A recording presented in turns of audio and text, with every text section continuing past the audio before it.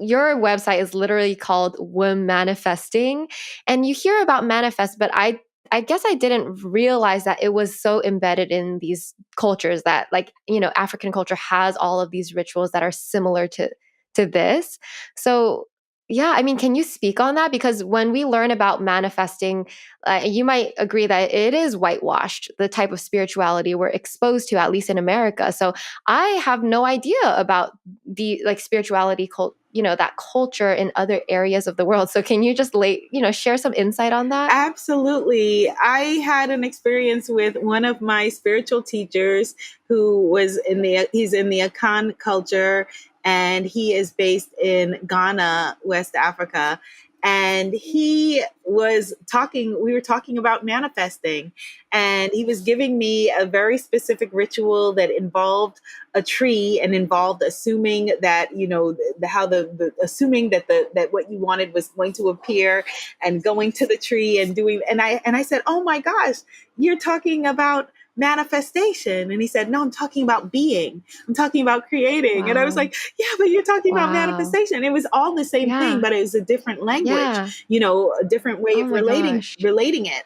And it is all the same. Like there's a lot of, for example, what is called trance in a lot of West African nations call it trance. It's meditation. It's visualization. There Yeah. is Yes. in Zulu culture, there's a consciousness that is called Umbilini consciousness that is very much with the same as, very similar to Kundalini, that is, in Hindu culture.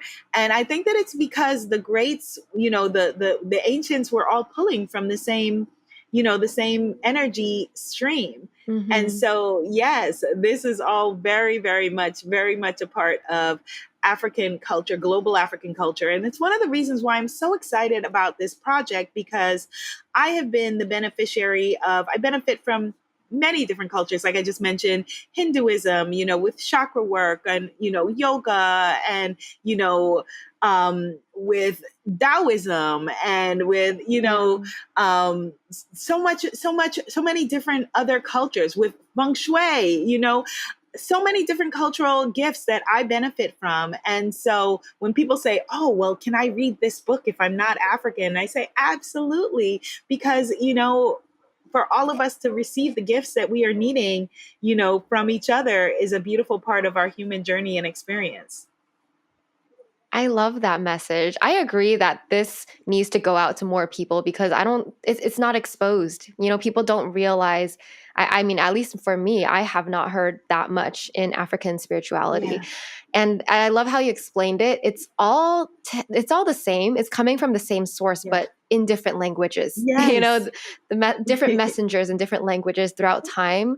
That's a beautiful, beautiful idea. It is. It Um, is. And I just want to yeah. just add, Eileen, that, it's not accidental that you haven't heard this, that one of the Mm-hmm. things I did not know about my father's experience growing up until I interviewed him for the book is that when he was growing up in British Guiana at the time, which is now Guyana, that African spirituality was illegal. And so Oh my there were gosh, I didn't know raids that. where, they had to hide their altars, hide their candles, hide their drums. This is in my father's lifetime. So this is not, I knew Wow. that this had happened, but I thought it Yeah. was like some ancient thing. I didn't know that this was my father's Wow. experience in his lifetime. And it was the same very much throughout colonialized Africa, on the continent as well, where and in the United States, where African spirituality was permanently demonized. And so we think of, things that are evil and bad and all of that stuff. And, it wasn't by accident.